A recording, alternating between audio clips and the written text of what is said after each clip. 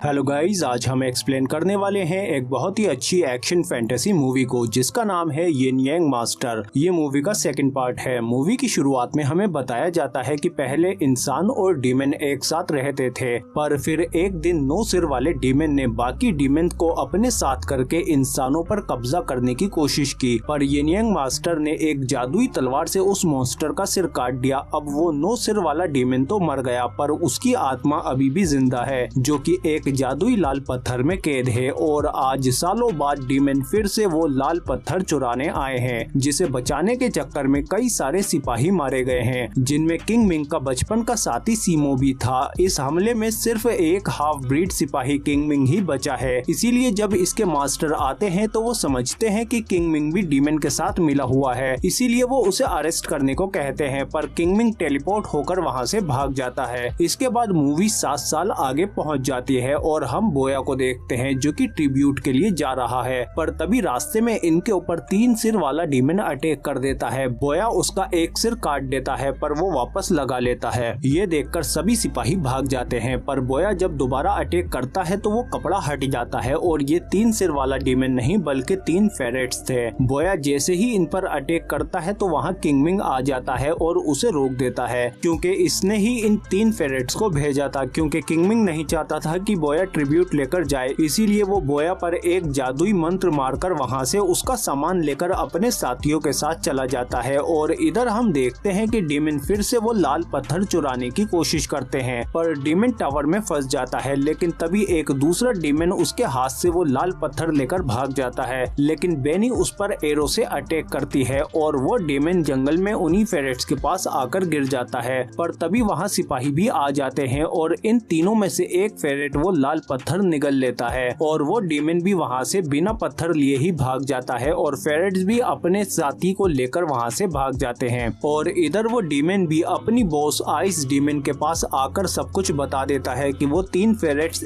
Stone लेकर भाग गए जो कि किंग मिंग के साथी हैं, पर नाकाम होने पर आइस डीमन उसे बर्फ से जमा देती है और फिर उसका एक दूसरा साथी जिसका सिर्फ एक ही हाथ दिखाई देता है वो आकर इस डीमन का गला काट देता है। इधर वो 3 फेरेट्स किंग मिंग के पास आते हैं और उसे बताते हैं कि इसने जंगल में कुछ निगल लिया है जिसकी वजह से इसकी तबीयत खराब हो गई। किंग मिंग जब उसे चेक करता है तो फेरेट्स के मुंह से ब्लैक मैजिक निकलता है और किंग मिंग एक हेलोसिनेशन में चला जाता है, जहां उसे 9 सिर वाले डीमन की आत्मा मिलती है, क्योंकि वो इस जादुई लाल पत्थर में कैद है। पर किंग मिंग उस हेलोसिनेशन से निकल जाता है और फिर किंग मिंग उस फेरेट को एक रूम में बंद करके उसे मंत्र से सील कर देता है, क्योंकि ये समझ चुका है कि ये वही जादुई लाल पत्थर है। इसीलिए किंग मिंग उस जादुई तलवार को ढूंढने के लिए चला जाता है, जिससे पहले यिन यांग मास्टर ने उस 9 सिर वाले डीमन को कैद किया था। इधर राज्य में अधिकारी बेनी को बताते हैं कि वो लाल पत्थर किंग मिंग के फेरेट के पास है। इधर बोया के सीनियर भी उससे कहते हैं कि तुम्हें 3 दिन के अंदर किंग मिंग से चुराया हुआ सामान वापस लाना होगा। इसीलिए बोया भी किंग मिंग को ढूंढने के लिए चला जाता है और फिर वो शैनल के पास आता है जो डीमन और इंसानों के रास्ते के बारे में जानती है। बोया किंग मिंग का स्मेल दिखाता है जो कि उसने इस पर इस्तेमाल किया था, इसीलिए तुम मेरी उसे ढूंढने में मदद करो और मैं तुम्हारी मदद करूंगा। शैनल मान जाती है और वो बोया को एक डीमन रियल्म के दरवाजे पर ले आती है और जब ये अंदर जाते हैं तो अंदर इन्हें कोई ब्रिज नहीं मिलता। इसीलिए शैनल एक मंत्र पढ़ती है जिससे ब्रिज सामने आ जाता है और फिर ये दोनों डीमन रियल्म यानी डीमन की दुनिया में चले जाते हैं और फिर अंदर रेड टावर पर आ जाते हैं, जहाँ अक्सर किंग मिंग बिजनेस के लिए आता रहता था। इसीलिए ये दोनों यहाँ किंग मिंग को ढूंढने में लग जाते हैं और कुछ देर बाद ही किंग मिंग इन्हें मिल जाता है।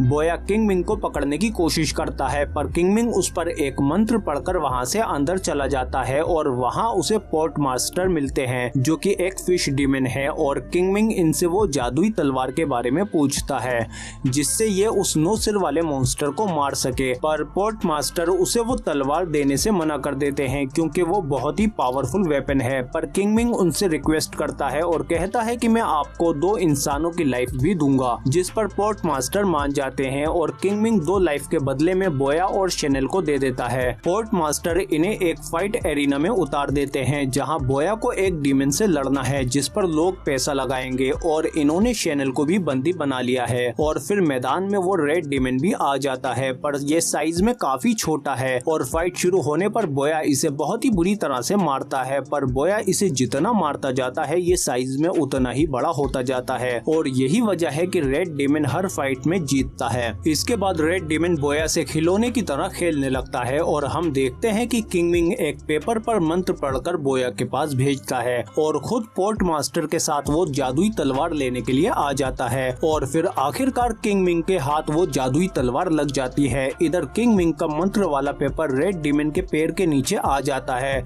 जिससे ये जब भी कदम बढ़ाता है तो ये गिर जाता है और फिर मौके का फायदा उठाकर बोया इसकी नाक पर हमला करने लगता है और बोया जितना इसकी नाक पर मारता है ये उतना ही छोटा होता जाता है और फिर रेड डेमन के हारने के बाद बोया को इसे मारना होगा, पर बोया इसे नहीं मारता और शैनल को लेकर वहां से भागने की कोशिश करता है, पर डेमन गार्ड्स इसे निकलने नहीं देते। तभी रेड डेमन भी उन गार्ड्स पर हमला कर देता है और इधर किंग मिंग भी वो तलवार लेकर भाग रहा होता है, पर तभी वहाँ बेनी भी आ जाती है और उसे एक जादुई मंत्र में फंसा देती है, जिससे किंग मिंग भाग नहीं पाता। फिर किंग मिंग भी बेनी को एक जादुई रियाल्म में फंसा देता है, जिसमें वो इसे ढूंढ नहीं पाती, पर फिर वो इस रियाल्म को तोड़ देती है और फिर ये दोनों अपनी पावर से उस तलवार को अपनी ओर खींचने की कोशिश करते हैं, पर अचानक वो बॉक्स टूट जाता है और तलवार बोया के पास आकर गिर जाती है और बोया जैसे ही वो तलवार उठाकर बाहर भागता है तो उसे दोनों ओर से डेमन गार्ड्स और बेनी के सिपाही घेर लेते हैं, पर तभी किंग मिंग नीचे आ जाता है और फिर गार्ड्स इन सब पर हमला करने लगते हैं, पर अचानक बेनी बीच में आ जाती है और जख्मी हो जाती है क्योंकि बेनी किंग मिंग से प्यार करती है बचपन से ही। इसके बाद किंग मिंग अपने साथियों को लेकर वहां से टेलीपोर्ट हो जाता है और अपनी जगह पर लाकर बेनी का इलाज करने लगता है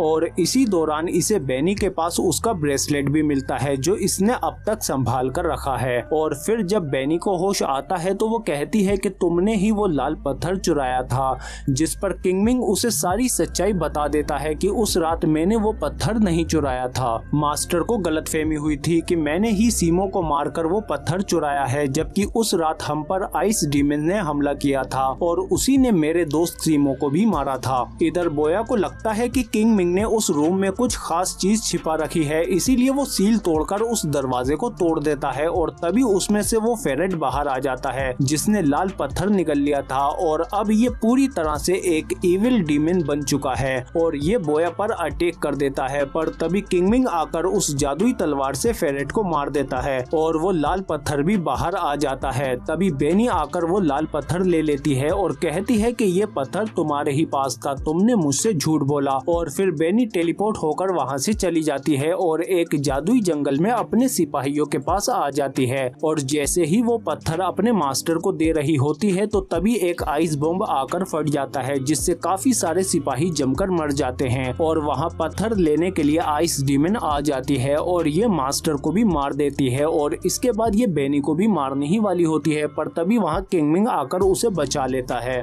आइस डीमन किंग मिंग से कहती है कि अगर तुम हमारे साथ हो जाओ तो हमारे मास्टर तुम्हें हर वो चीज देंगे जो तुम चाहते हो। ये सुनते ही किंग मिंग को पता चल जाता है कि आइस डीमन के ऊपर भी कोई और डीमन है। तभी हम उस हाथ को देखते हैं जो कि बेनी का गला पकड़ लेता है। इधर आइस डीमन भी किंग मिंग पर अटैक कर देती है, पर तभी किंग मिंग एक तेज हमले से उसकी गर्दन काट देता है और अपने दोस्त सीमो की मौत का बदला ले लेता है, पर मरने से पहले आइस डीमन बताती है कि हमारे मास्टर कोई और नहीं बल्कि सीमो है। तभी हम उस हाथ वाले डीमन को देखते हैं जो कि सीमो का ही हाथ था और इसी ने वो पत्थर चुराने की प्लानिंग की थी और फिर सीमो वो लाल पत्थर लेकर अपने सीने में लगा लेता है और खुद एक इविल डीमन में बदल जाता है और फिर इविल रियल्म में जाकर सभी डीमंस को इविल डीमन में बदल देता है और उन्हें इंसानों पर अटैक करने को कहता है ताकि ये इंसानों की दुनिया पर भी कब्जा कर सके। इधर किंग मिंग के सभी डीमंस को एक मंत्र नोट दिया जाता है जिससे सीमो इन्हें इविल डीमन में नहीं बदल पाता। इधर जब किंग मिंग सीमो के पास आता है तो सीमो उसे सब कुछ बताता है कि 7 साल पहले कैसे उसका हाथ कटा जब वो पत्थर चुराने की कोशिश कर रहा था। मेरा हाथ आइस डीमन ने काटा था और तुम्हें चकमा देकर उसने मुझे बिना मारे ही ये तुम्हें यकीन दिला दिया कि मैं मर चुका हूँ और फिर हम दोनों वहाँ से निकल गए और मेरा वो हाथ भी जिंदा रहा। पर तभी किंग मिंग उस पर अटैक कर देता है और उसके सीने में वो जादुई तलवार घुसा देता है, पर उस जादुई लाल पत्थर की वजह से सीमो पर तलवार का कोई असर नहीं हो पाता और तलवार भी टूटकर बिखर जाती है और फिर सीमो किंग मिंग को मारने लगता है।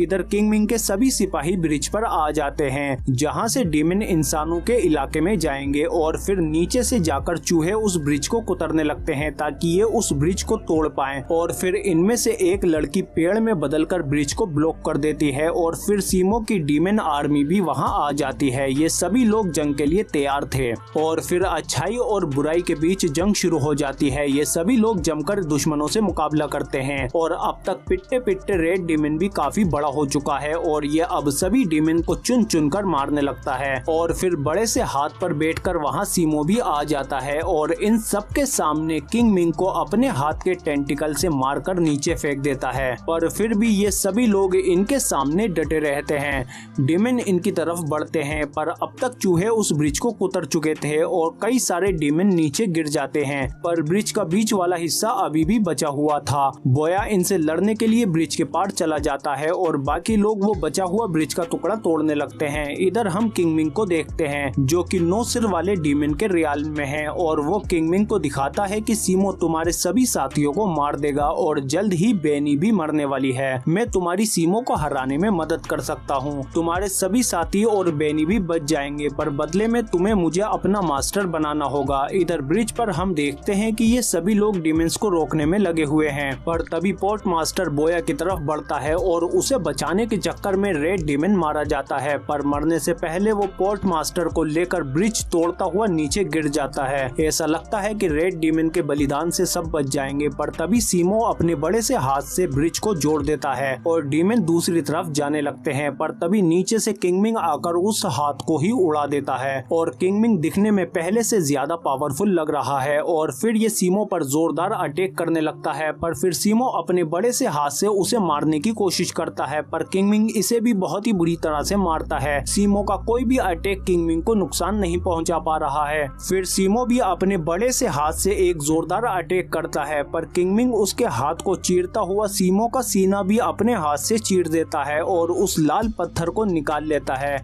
जिसके बाद सीमो भी राख बनकर खत्म हो जाता है और इधर बेनी भी ठीक हो जाती है। और फिर किंग मिंग उसके सामने ही वो लाल पत्थर तोड़ देता है और फिर खुद डीमन रियल में यानी डीमन की दुनिया में जाने लगता है। तभी हमें फ्लैशबैक में दिखाया जाता है कि बाकियों को बचाने के लिए किंग मिंग ने उस 9 सिर वाले डीमन को अपना मास्टर बना लिया था और फिर आजाद होने के लिए डीमन किंग मिंग के साथ जुड़ गया। पर फिर किंग मिंग ने खुद को मारने की धमकी दी कि अगर मैंने सुसाइड कर ली तो तुम कभी भी बाहर नहीं आ पाओगे, और फिर उसने वो लाल पत्थर भी डिस्ट्रॉय कर दिया। इसीलिए अब वो 9 सिर वाला डीमन किंग मिंग की मर्जी के बिना बाहर नहीं आ सकता। पर बदले में किंग मिंग को भी इंसानों को छोड़कर डीमन रियल में यानी कि डीमन की दुनिया में रहना होगा। इसीलिए किंग मिंग अब वापस अपने लोगों के बीच नहीं आ सकता। इसी के साथ ये मूवी यहीं खत्म हो जाती है। आप कमेंट करके बताओ कि आपको ये मूवी कैसी लगी। अगर वीडियो अच्छी लगी तो लाइक करो उसे और सब्सक्राइब करो हमारे चैनल को, बेल आइकन दबा के नोटिफिकेशन ऑल पे भी क्लिक करो ताकि और भी अच्छी वीडियो मिलते रहे तुमको। इसके अलावा एंड स्क्रीन में मिल जाएंगे और वीडियो भी, या चैनल में भी जाकर देख सकते हो। हम मिलते हैं आपसे अगली वीडियो में।